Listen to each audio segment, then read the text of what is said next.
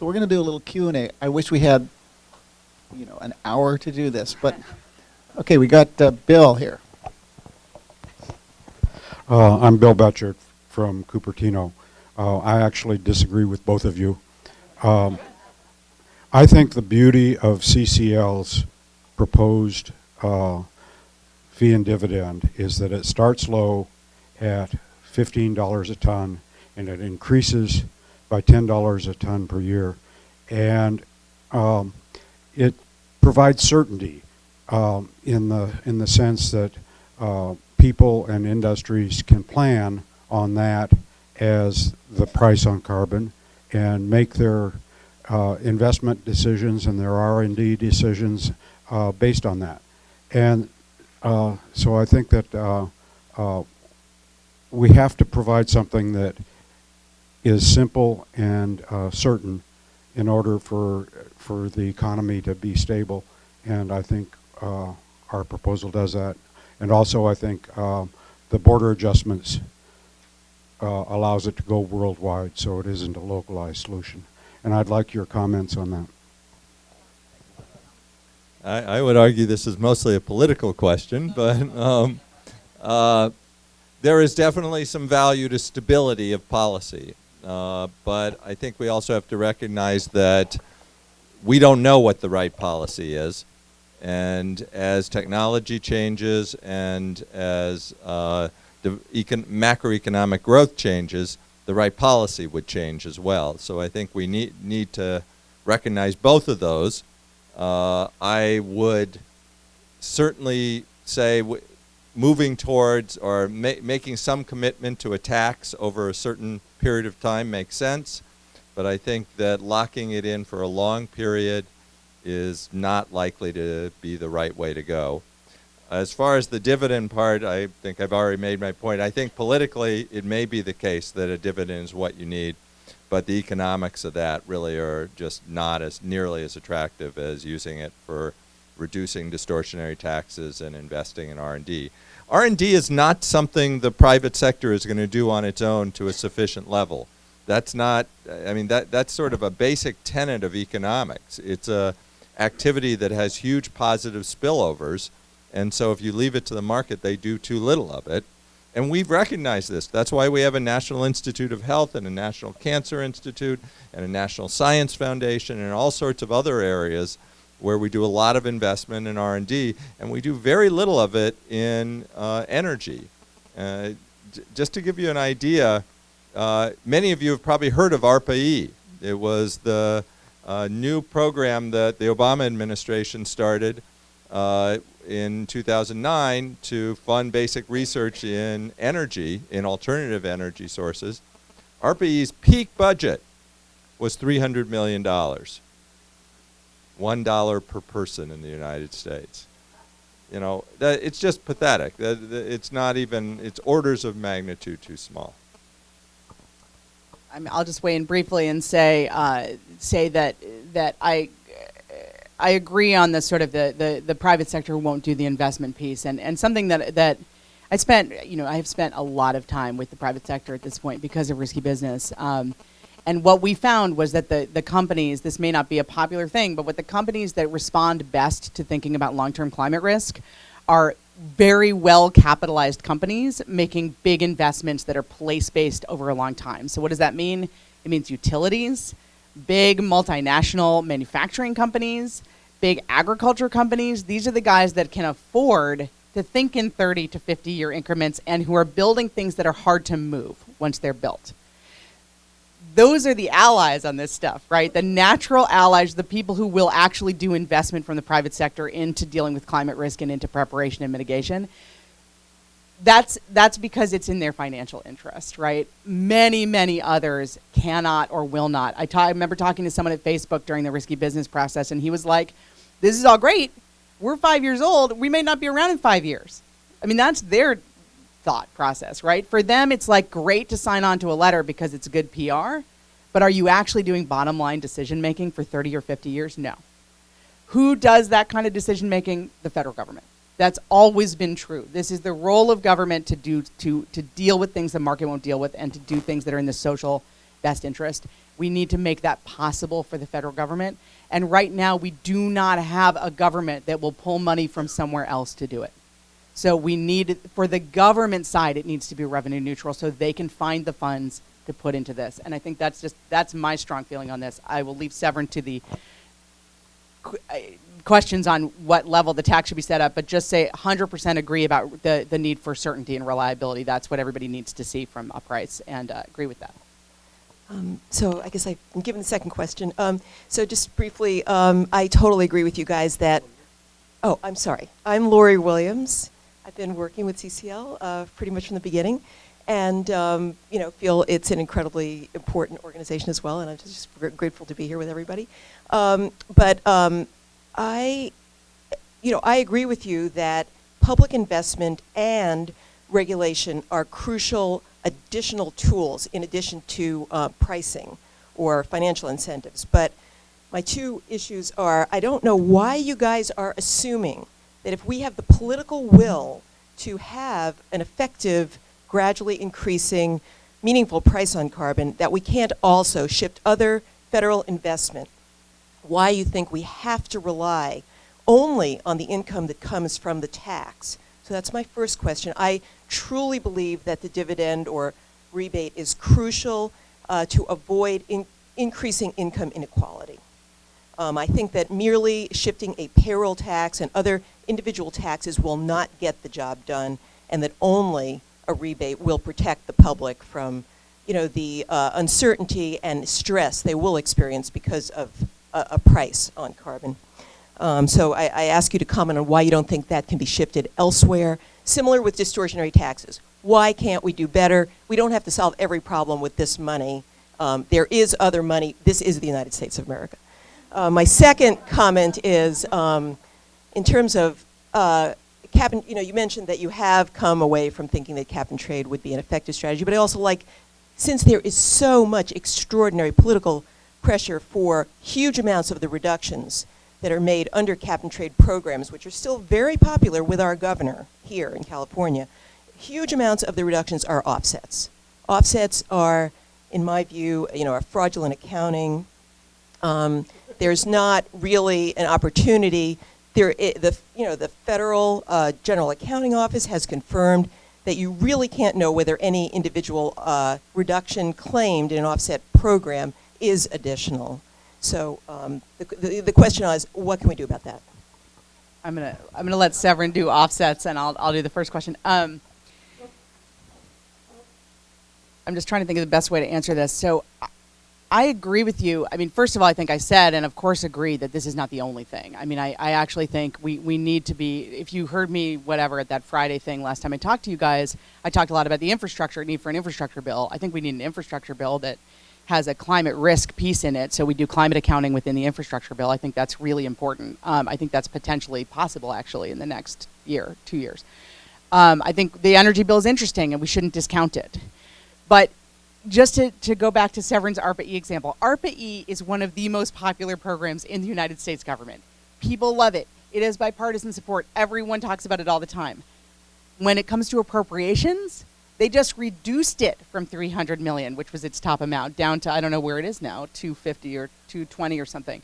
It's one of the most popular and cheapest and most effective programs, and it has just been reduced. So I just think that is where we are. I mean, we are in a political situation. I think if you watch the energy bill, and I hope what I just say now will not come true, it may pass. It may have no appropriations. This is sort of where we are. People do not want to move money from anywhere because there's a big faction of the government that wants to get rid of the places where the money is now. So if they're going to move money out of something, they just want to kill that agency and put the money, not spend the money. It's just not a good spending situation. So unfortunately, I do think that for the next 5 to 10 years probably, I hope that's not true, but that we're in a situation where it's very, very hard to do something that spends a lot of money without finding the money somewhere in the budget. That's been true for the last 10 or 15 years. So I know you may all disagree with that, but I'm gonna say that. And yes, I could sit here with you and find many places in the federal government that should not have money that we could move it from, but we are not those people. So that's the one thing. The other thing on your question, your thing about equality, I think you're absolutely right, but also just a question. Is is a per person dividend to everyone in the United States the best way to deal with the economic impacts of this policy? The economic impacts, in fact, we know from the renewable energy prices, from what we're seeing in terms of technology, that people's electricity bills are going down when they're purchasing these technologies. That the bill itself is often lower if the technologies are available and at scale. It's not necessarily, for the people at the bottom, it will be the bills. The bills will be a big problem. The people who are least likely to able to personally transition, right? For the workers at the coal mines, and yes, there's only 85,000 of them, but trust me, there's a big multiplier effect to that industry. There's a lot of transportation, there's a lot of processing, there's a lot of use, that is a lot of people. For them, this is not about an energy bill and buying solar panels for their home. It's a completely different proposition. For some of these industries that need to retool or transition, it's a different proposition. So for the potential for doing carbon removal in some of these industries, it's a different proposition. So I'm just saying, even if some of the money is put out in dividend, which I would support, actually, I think it should be a division. I think some of it should go out. There is a distortionary effect on low-income people and certain industries that doesn't get dealt with through that distribution. And there is the potential that you're sending checks to a bunch of people who, yes, have political power, but no, are not actually going to be economically affected by this. I agree with what Kate has said. I think that we do have to be aware of the income distribution impact. I actually don't think that a dividend is the best way to approach that from an economic point of view, but politically it may be what you need to do to get from here to there. And frankly, I don't know. I don't understand the politics well enough, and I actually am skeptical of anyone who says they're sure they understand it.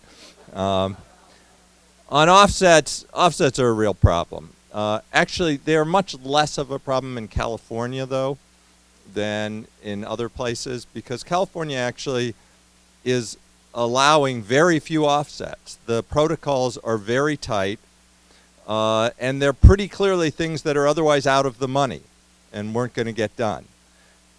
That said, the whole concept is sort of bankrupt, because the whole concept is we're leaving stuff. This is the idea behind an offset. We're leaving stuff out of regulation. So we're now going to pay people to do something, hoping that these are people who would have done it otherwise, instead of just saying, look, this is a negative externality and everybody's subject to this.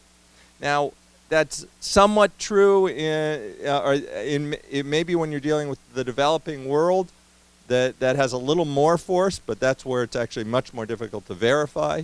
When you're doing it with dairy digesters, in dairies in California, it's clear that's just a flawed program, that they should have been under the program to begin with instead of paying them to reduce separately. And that's something that still needs to be addressed.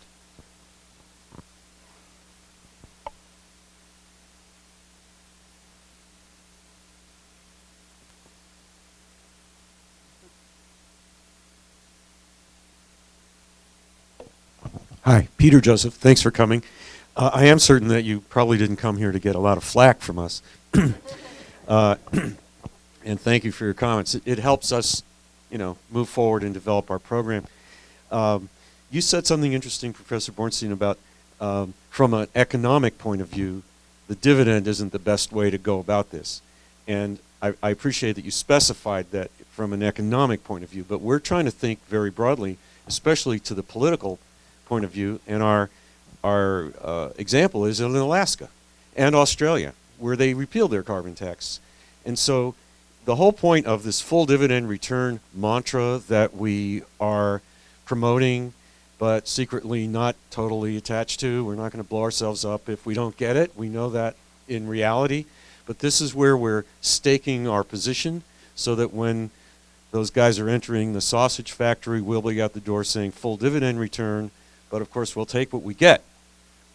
As Secretary Schultz has told me personally, he would like this money sealed up in its own separate, hermetically sealed container. It goes in and it goes out.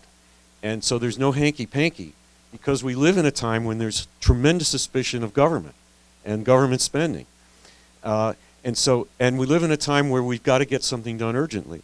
So we don't have time for a food fight over which pork sections get the money sprinkled. Does it go to this state or this district or this guy?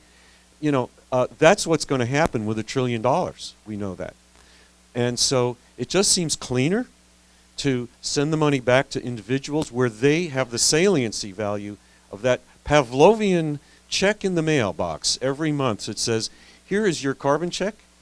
Here is your reward for participating in the carbon war. Even if you don't think climate change is a problem, you are hereby deputized to be a participant in this national effort. It's a community effort. It's like World War II. We're all in this together. And that seems to be psychologically, it seems like it could be potentially a very powerful, politically important part of the dividend return as an obvious, in-your-face money from your government. I would just want to add something to that briefly. My reaction to this thing about reducing the payroll taxes is that isn't going to affect seniors, women who work in the home and don't get a payroll, people who are unemployed, people who are homeless and unemployed. I mean, the list, people who are self-employed. So it seems to me that I like the idea of addressing income inequality through this, but I think to do that you could do it more broadly by not doing it through a payroll tax. Okay, I am going to respond. Yes, we need to address homeless, and we need to address people working at home who are not employed. I actually completely disagree on seniors. Seniors on average are doing just fine these days, and we have to stop emphasizing that we should be redistributing income to seniors. Sorry. But there are programs for all of those. And it may be that politically the simplest thing you can do is just hand money back, and that's what it will carry the day politically. But I think it is important to recognize, as that argument is made, that that has real costs to it. And so if that's the policy we're going to adopt, or if there's a sausage making going on and it starts moving off of that, then I think we have to say, okay, what's the best way to move off of that? And that's what I'm suggesting. And boy, I sure hope it is not redistributing more income to seniors regardless of their income level or wealth level. Just really briefly on that, Peter, obviously, if I were here as a CCL organizer, I would say absolutely go in with the simplest proposal possible and stick to it. That's the right thing to do. We're not here to question that. I think that's right. And you've been very successful in doing it. But I will say, just from experience on, you already know what I think about dividends, so I won't go back into that. But from experience on Waxman-Markey, I was running the energy program at the Center for American Progress during the Waxman-Markey fight, very much in the mix. I would say one of our biggest mistakes as a movement during that fight was we had no plan B. There was no plan B. There was no theory of what we did when that failed. And everybody went into free fall. You probably remember this. And many people retreated back to their corners and did like regulation or conservation for a while before they could come back out and do it again, do climate again. There has to be a plan B. In that case, there was an active clean energy standard being discussed in the legislature at the time, and no one was paying attention to it, and it was bipartisan, and it actually could have been an interesting plan B, but no one had one. So just to Severin's point, as an organizer, you go in with your ask. There's no question, and you have the best ask you have. But and I know that there is a sausage-making process, and it will be a food fight. And what do you do in the event of the food fight, and how do you handle yourself in the food fight, and where do you come out at the end, and what are your actual bottom-line principles and what are not? And I just think you're already doing this, I know, but that is critical going in, because if you go in with one ask and you lose, you don't only lose that battle, you lose your whole organizing principle, and you lose all your support. So it's just, you've got to have a plan B.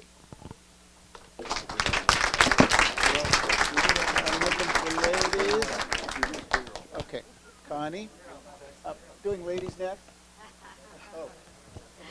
Hi. Can I? Yeah. Hi, I'm Okay. Connie from Fresno. Thank you both for coming. This is really interesting. So, question for Severin. When you said we don't know how, we have no idea what price to put on carbon. Are you familiar with the REMI report that CCL is based on? So what's your faith in economic modeling, computer modeling, and, Economic modeling is highly imperfect, and so is all other modeling. So we know that there is a negative externality. We can put some bounds on what the price at least should be. I think that the $12 in California is clearly way too low. I think the $40 that is the social cost of carbon number that gets quoted these days is probably still too low, even for today, although it does depend on what technological progress you think is going to occur over the next 50 years. But I think we have to recognize we don't know that number, and that revisions are going to have to be made as technology changes. I hope that that number actually could be $20 or something, and technology will get so good that, and because frankly I think this is the only way we get India and China and the developing world to go along, that we can actually say, look, this pretty much costs the same as the polluting stuff. And so, but I think in the United States, we're trying to do something else, which is sort of force technology with price incentives. And so we need a higher price. But pretending any of these studies is actually telling you the true right number is, is just not accurate. Time for one more. Okay. What? Okay. My name is Bill from Modesto, and I was going to ask the same question for Severin. Your opinion specifically of REMI, are they one of the best in the country, and what your opinion was? I know that you're very skeptical of economic modeling, but given that, your view on that. And then my question for Kate is, let's grant that the dividend is not the best way to go, or some kind of mix is better. Let's grant that. What would be a kind of laser-focused message that you would recommend that would be politically viable, given that in Modesto, the biggest question that city council members asked of us was, they were freaked out that, many of them, that the government would keep anything. And we had a lot of discussions about the cost of just processing the fee. So given that, what in your mind would be politically viable if it wasn't going to be a dividend? Okay, so you tried to sneak in two questions, and I'm going to respond by not answering yours and letting Kate, because basically I'm not going to go into. I don't know the details well enough to make that. Nice, elegant, moving away from the question. Just on modelers, the only thing I'll say is that, and we did this with Risky Business, so I'm biased, but my only bias on modeling is make it all open source so people can attack it and improve it. Because if it's not, then you will be attacked for it anyway, and then everyone will also accuse you of being secretive. So, just make it all open source. It's Mark, and I'll finish the last one as soon as we answer the phone. Mark. Hi, Mark. I will get off the stage in a second. You can hear Mark. I hear you on that conversation. I guess it's a good question. I guess there may be some good way to go in with a percentage to say 20% has to be held aside for transition and investment, and the rest of it goes to dividend. Don't discuss what's in the 20%. Make it a separate fight, but just make it a clear amount. That's the one way I can think of. I do think your point about processing fees, though, I love Secretary Schultz. He was one of our Risky Business chairs. But, I'm in the middle of a California fight right now. I'm the chair of the Prop 39 Oversight Board in California, and we are doing a per pupil allocation of money to schools for efficiency because that's easy, and there's low administrative costs, and trust me, there are not low administrative costs when you're sending money out to anybody, regardless of how simple your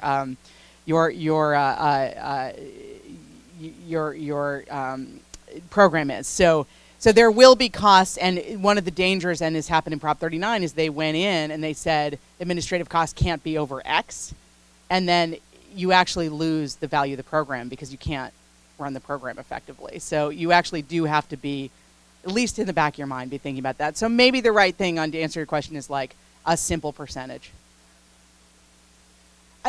Who knows what's a deal breaker? Just to Severin's point, I have no idea. I'm in there's a whole separate conversation going on about a corporate tax, right? There's many people talking about what to do with the money out there. They have all had conversations with legislators. They have all had conversations with businesses. They all have people to back up what they're saying. So I have no idea. We're going to get into the fight, and it will be dependent on our very particular political situation at that time. So we'll see. Thank you both so very much.